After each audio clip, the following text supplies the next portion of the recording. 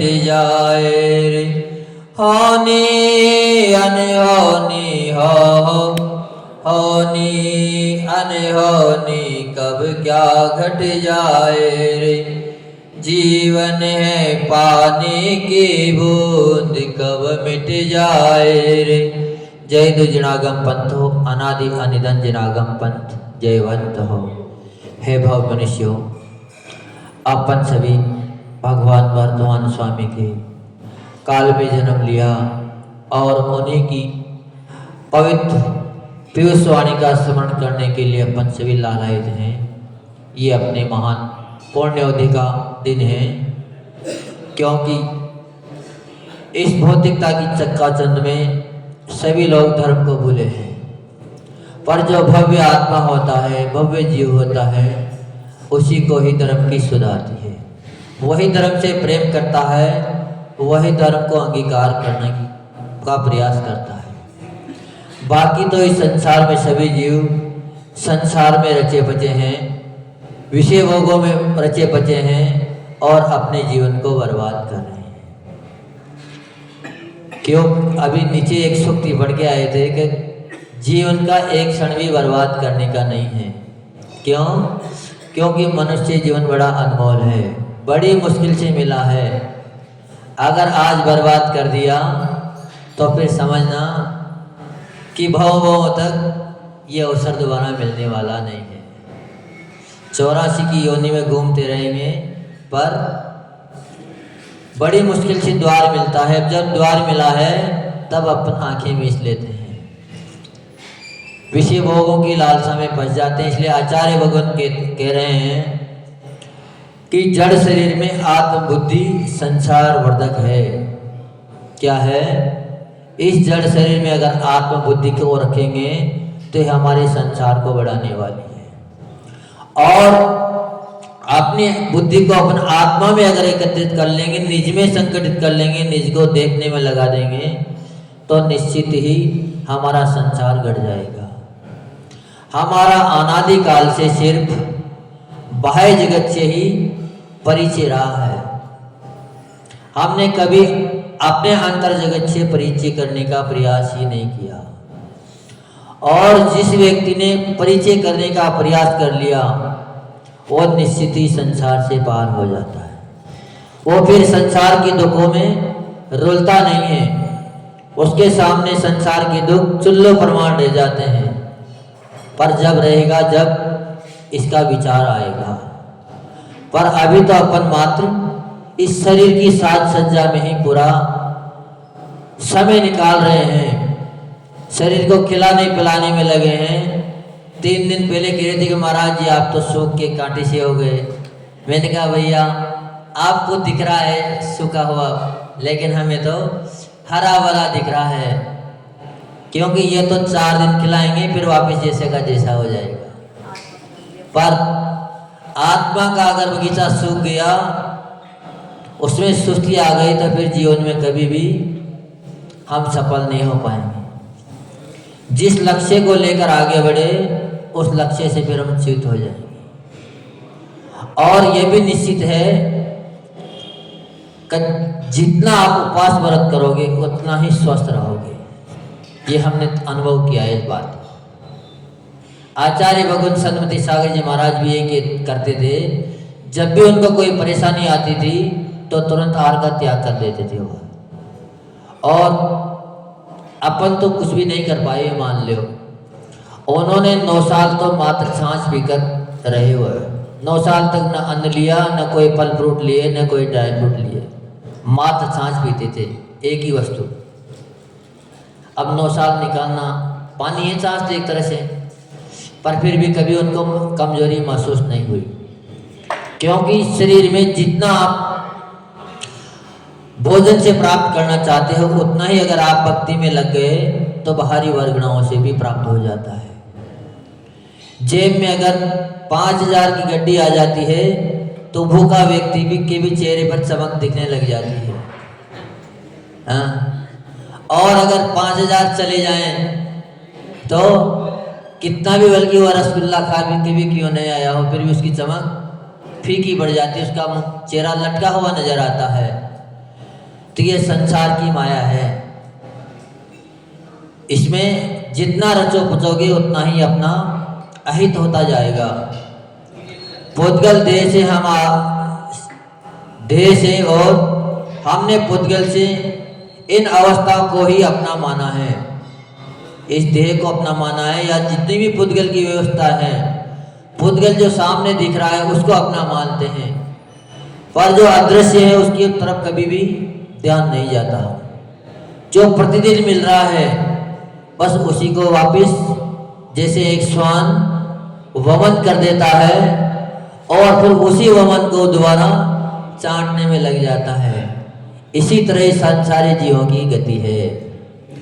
जो भोग संसारी जीवों ने छोड़े हैं उसी भोगों में वापस रमण करने के लिए तैयार हैं, उसी को भोगने में प्रतिदिन लगे हैं, जबकि अनादि से भोग त्याए अभी तक तृप्ति नहीं हुई।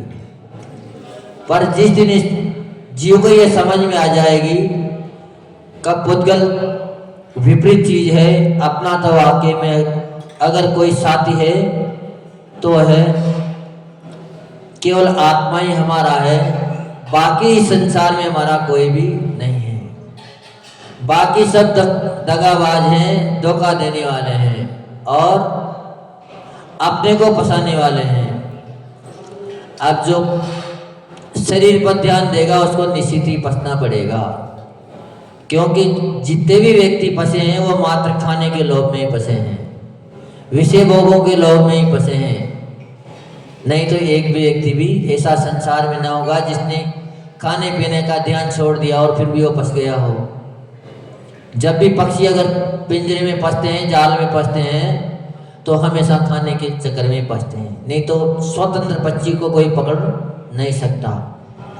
तो आचार्य भगवान यहाँ यही बता रहे हैं अपन को कि विपरीत श्रद्धा है, इस विपरीत श्रद्धा का नाम मिथ्या दर्शन है। अरहंत भगवान ने समोसन सभा में भेद विज्ञान का उपदेश दिया है, अर्थात आत्मा और शरीर में भेद की श्रद्धा प्रकट करो। भेद विज्ञान जिसको प्रकट हो जाता है वो निश्चित ही अपना कल्याण कर लेता है। भरत चक्रवर्ती का नियम था कि मैं प्रतिदिन मुनि राजाओं को आहार देकर ही भोजन करूंगा, जबकि उसका कितना बड़ा कारोबार था, 6 खंड का राज्य उसको संभालना था, 1 सेकंड की भी उसके पास फुर्सत नहीं थी। फिर भी उसका नियम था कि पहले देव दर्शन, फिर पूजन अभिषेक, फिर मुनि राजों का आहार, फिर हम स्वयं करेंगे, इसके बाद कारोबार संभालेंगे।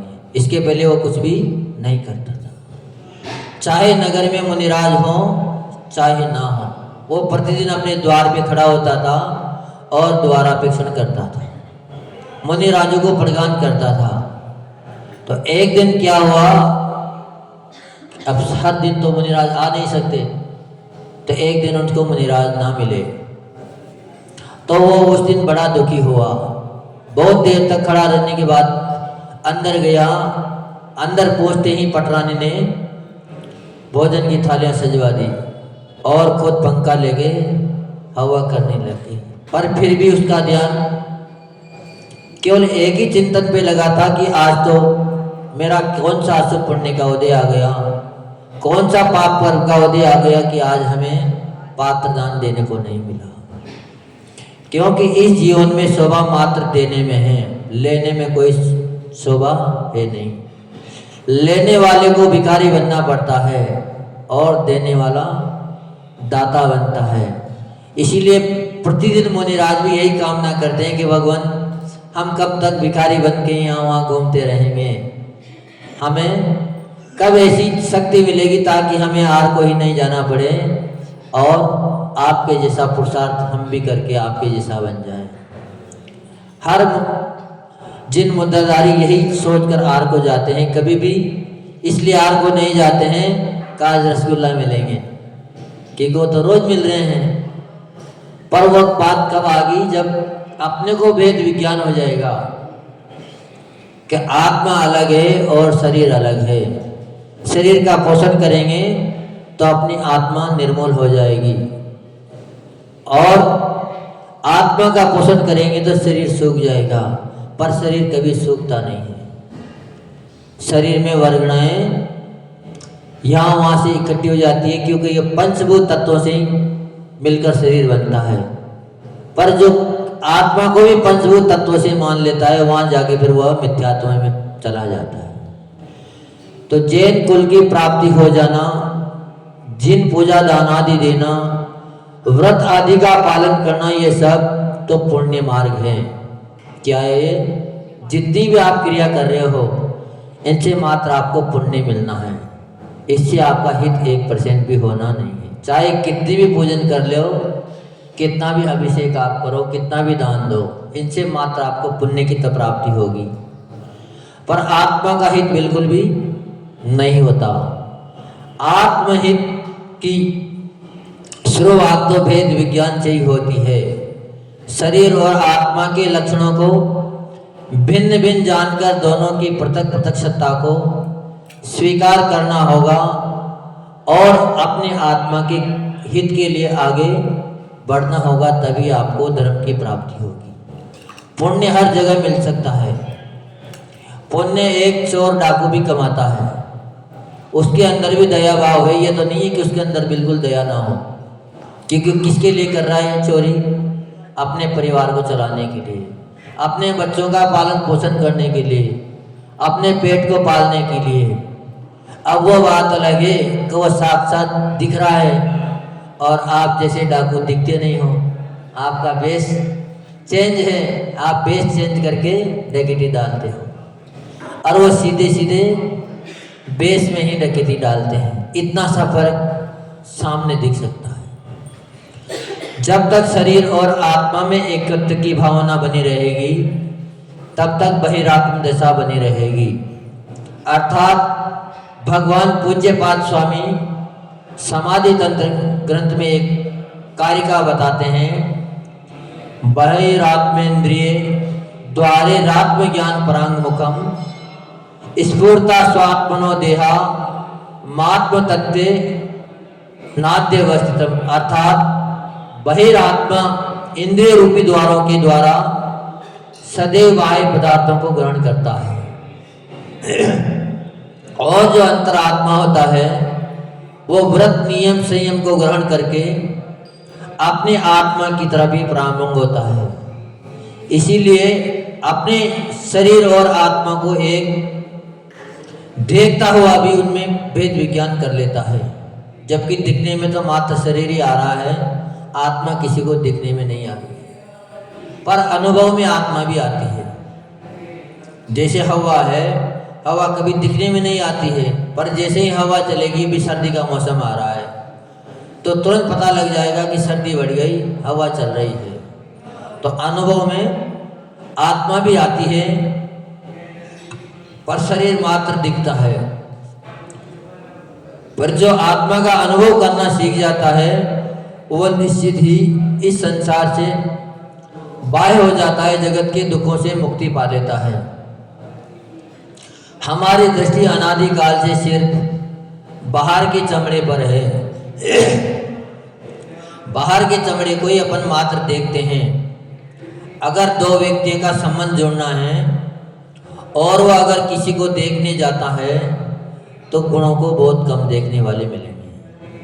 मात्र बाहरी रंग रूप को देखेंगे कि गोरे हैं, काले हैं, ठिगने हैं, अपने कद के बराबर नहीं हैं, ऐसी ही बातें मात्र व्यक्ति देखता है।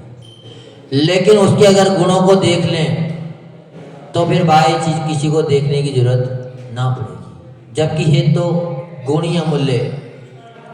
पर अपने अनादि के संस्कार केवल मात्र बाहर का परिचय करने में है, अंदर का परिचय कोई करना नहीं चाहता है। इसलिए आचार्य भगवान कह रहे हैं कि अगर अपना हित चाहते हो तो निश्चित ही अंदर का परिचय करना सीख जाओ। जिस दिन अंदर में दृष्टि चली जाएगी, उस दिन आपका निश्चित ही कल्याण हो जाएगा। उच्छेद डालाकार ने प्रथम छंद में लिखा है, जे त्रिभुवन में जीव अनंत, सुख चाहे दुखते भयवंत, ताते दुखहारी सुखकार कहे, सीख गुरु करुणाधार। इस तीनों लोकों में अनंत जीव हैं, इतने जीव हैं जिनकी कोई सीमा भी नहीं है, जिनका कभी अंत आ नहीं सकता। एक सुई की नोक के बराबर भी इतने जीव हैं, अगर उनको कबूतर जैसे बड़े कर दिए जाएं तो इस संसार में नाम आए। इतने टसाटस जीव सब भरे हैं। और सब क्या चाहते हैं? सब चाहते भी सुख हैं कि हमें सुख मिले, दुख कोई भी चाहता नहीं है। पर कार्य पूरे दिन दुख का करता है। अब जाना चाह रहा है आगरा और बस में बैठेगा बड़ौदगी में, तो फिर आगरा कैसे पूछेगा? तो आप सभी लोग जोर शोर से यही कर रहे हैं कि भगवान कैसे न कैसे करके हमें दुख की प्राप्ति हो जाए, हमें दुख प्राप्त हो जाए, और ऊपर के मन से कहते हो कि भगवान हम सुखी हो जाएं। पर सुखी होना कोई भी नहीं चाहता। जिस दिन सुखी होने की भावना मन में आ जाएगी, उस दिन फिर आप यहाँ पूजन करने में नहीं रह जाओगे। गुरुदेव कहते हैं कि बेटा पूजन करना अच्छी बात नहीं है, पूजन तो करवाना चाहिए। पूजन करनी नहीं चाहिए। जिस दिन तुम पूजन करवाने लायक बन जाओगे, उस दिन तुम्हारा कल्याण हो जाएगा। और जब तक तुम पूजन करते रहोगे, तब तक मात्र पूजन ही करते रहोगे, पर तुम्हारा कल्याण होने वाला नहीं है। इसीलिए हमारा सभी से यही कहना है कि सभी लोग पूजन कराने की तरफ अग्रसर हो, लेकिन पूजन करने में ही ना लगे रहें। पर जब तक उस लायक ना बने, तब तक पूजन करना भी ना छोड़ें। ऐसा भी नहीं है कि पूजन करना ही छोड़ दें, क्योंकि निमित्त जब मिलता है तभी उपादान कार्य करता है। अगर निमित्त ना मिला तो आपका उपादान कितना भी सक्रिय हो, कितना भी अच्छा हो, फिर भी आपको फल सिद्धि नहीं हो सकती। निमित्त को मिलाने के लिए बहुत बड़ा प्रयास करना पड़ता है, और जब निमित्त मिल जाता है तो उसकी उपादान शक्ति भी तीव्रता से जागृत हो जाती है, उसका कल्याण बन जाता है। तो अपन यह ना सोचें कि जब समय आएगा तब काम हो जाएगा। निमित्त मिलाने का प्रयास सदैव करते रहना चाहिए। आप अगर पुरुषार्थ करोगे तो मंजिल निश्चित ही प्राप्त होगी। घर में बैठे रहोगे, जब समय आएगा तब अभिषेक कर लेंगे, और मंदिर में ना हो, पुरुषार्थ ना करो, तो अभिषेक हो सकता है? नहीं हो सकता। क्योंकि प्रोत्साहन करना बहुत बड़ी बात है। जितने भी आज तक सिद्धि को प्राप्त हुए हैं, सिद्ध बने हैं, वो सब मात्र संबोधन से ही सिद्ध बने हैं, चाहे तीर्थंकर भी क्यों ना हो सकता है उस साक्षात वर्तमान पर्याय में उनको संबोधन न देने की जरूरत पड़ी, लेकिन पूर्व पर्याय में सभी को संबोधन की जरूरत पड़ी थी। जब आदिनाथ भगवान का कल चरित्र पढ़ रहे थे हम, तो उसमें आई थी कि जब वो भोग भूमि में गए तो जिस मंत्री ने उनको संबोधन किया था, सम्मेन मंत्री ने, तो वही दोबारा जब क्योंकि उनका तो हो गया था निधन और उनका आ गया था वैराग्य, तो वो उन्होंने ले ली थी मुनि दीक्षा। वहां से पहुंचे वो स्वर्ग में, प्रथम स्वर्ग नवग्रह में पहुंचे, वहां इतनी कठोर तपस्या उन्होंने करी। वहां से जब आए तो वापस दोबारा मुनि बने। मुनि बनते हैं उन्होंने वहां भी कठोर तपस्या करी, तो उसके फल से उनको चारण रिद्धि, आकाशगामिनी रिद्धि प्राप्त हो गई और अवधि ज्ञान प्राप्त हो गया। प्राप्त होते ही सर्वप्रथम उन्होंने यही सोचा कि हमारे स्वामी जिनको हमने संबोधन किया था वह इस समय कहाँ है, क्योंकि उन्होंने जान ली थी कि वो तीर्थंकर बनेंगे, उनके तो मात्र 10 भाव बाकी हैं। तो तुरंत ही उन्होंने उनकी जानकारी करके वो भी उनको तुरंत पुनः संबोधन करने की, वहां तक भी उनको सम्यक दर्शन की प्राप्ति नहीं हुई थी भाव में। उस भाव में तो मात्र वो भोगों में लिप्त थे, पर वो जब मृत्यु की बात बताई और उनको विश्वास आया, तो विश्वास के जरिए उन्होंने इंगनी मरण, समाधि मरण किया और फिर पात्रदान के प्रभाव से वह भोग भूमि में पहुंचे। तो दोनों मुनिराज उनको भोग भूमि में भी संबोधन करने चले गए। क्यों? क्योंकि भव्य जीव है, उसका कल्याण होना है। तो हर साधु महान पुरुष ये चाहते हैं कि हमारे निमित्त अगर किसी का कल्याण हो जाए, इसीलिए वो संबोधन देने की कोशिश करते हैं। बाकी तो जीव का अपना अपना उपादान है, अपने अपने होनहार है, जिसका जैसा होना होगा उसका वैसा होकर रहेगा। कोई किसी को मुक्ति दिला नहीं सकता। मुक्ति तो जब भी होगी जब अपने परिणामों से होगी। तो जैसे ही उन्होंने वहां जाकर संबोधन दिया उनको, वहां उनको तुरंत ही सम्यक दर्शन की प्राप्ति हो गई। उसके बाद फिर वो कभी भी दुर्गति में, नीच गति में नहीं गए, उत्तरोत्तर बढ़ते गए। और एक दिन ऐसा आया कि प्रथम तीर्थंकर बनकर इस पूरी जगत को संबोधन किया और धर्म का मार्ग दिखाया। अपन सभी भी उन्हीं की राह पर, उन्हीं के धर्म को अंगीकार करते हुए आगे बढ़ रहे हैं। तो क्यों न उनके सिद्धांतों को अपने जीवन में आत्मसात करके अपन भी अपने जीवन का कल्याण करें, पर दूसरे के पदार्थ पर कभी भी ध्यान न दें। समय सारजी में एक दृष्टांत आता है कि एक व्यक्ति रात को सोने की तैयारी कर रहा था, लाइट नहीं थी और उसने सुबह ही अपना चादर धोने के लिए किसी धोबी के यहाँ दे दिया था। तो वो धोबी के यहाँ चादर लेने पहुँच गया, वहाँ भी लाइट नहीं थी। उसने भी चादर पास पास से रखी थी, दोनों की चादर एक जैसे थे। उसने चादर उठा के उसको दे दिया, भी यह ले जाओ। आके वो भी बड़े प्रेम से घर के बाहर ही चारपाई लगा के सो गया। पर जिसका वो चादर था वो व्यक्ति सुबह सुबह उसी रास्ते से घूमने जाता था। वहां से वो आया, उसने देखा अरे ये तो चादर हमारा है, ये इसके पास कैसे आया। तो उसने उसको जगाया कि भैया हमारा चादर क्यों काम में ले रखा है, आप क्यों ओढ़ कर बैठे हो। तो व्यक्ति बोला नहीं है तो हमारा ही है। कि भैया पहले आंखें खोलो, अच्छे से देख लो। जैसे ही उसने तंद्रा खोली, अपना चादर देखा, तो देखते ही उसको मालूम हो गया कि वाकई में हमारा चादर नहीं है। तो ऐसा ही आप लोगों को भी संबोधन होना जाना चाहिए कि ये जो जितना भी बाहरी वैभव दिख रहा है, विषय भोग दिख रहे हैं, ये कोई भी हमारे है नहीं।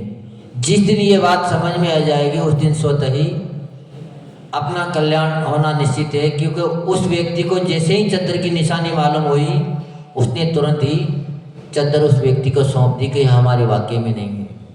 और क्षमा याचना और कर ली कि भैया हमने तो एक धोबी को धोने के लिए दी थी, रात को गए थे, अंधेरा था, उसने जैसी दी हम ले आया, दिखने में सेम हमारी जैसी है, हमारी भी ऐसी ही चादर थी। तो अपन अनादिकाल से इस भूल में पड़े हुए हैं कि ये जितने भी संसार में पुद्गल पदार्थ हैं हमारा भला करेंगे, ये हमारा कल्याण कर देंगे। इस भूल के कारण ही अपने संसार में रचे बचे। बिना भूल से कोई भी न रचे बचेगा नहीं। सबके अंदर अनादि से मोह की भूल चल रही है, मोह का पर्दा पड़ा है और मोह ही अपने को रुला रहा है। तो इसीलिए अपन अपने को पहचाने और बाह्य जगत को छोड़ें, निज की पहचान करें। जिस दिन अपने को निज की पहचान हो जाएगी उस दिन निश्चित ही अपन इस दुखी संसार से पार होकर अरहंत दशा में विराजमान हो जाएंगे। लेकिन हमारी मान्यता पर पदार्थ का जब तक पर्दा पड़ा रहेगा तब तक हम इसी संसार में रुलते रहेंगे। इसलिए सभी जीव मात्र केवल पूजन में ही ना लगें, पूजन करवाने का भी भाव अपने आत्मा में सजोएं। और जब तक वह पुरुषार्थ सफल ना हो तब तक पूजन भी ना छोड़ें, ताकि मार्ग तो मिलती जाए। क्योंकि मार्ग जब भी मिलेगा, जब जिनेंद्र प्रभु के निमित्त से ही मिलेगा, इनके अलावा मार्ग कोई दिखाने वाला नहीं है। जो परम पूज्य राष्ट्रयोगी श्रवणाचार्य गुरुदेव विमर्श सागर जी महामंदिराज की जय।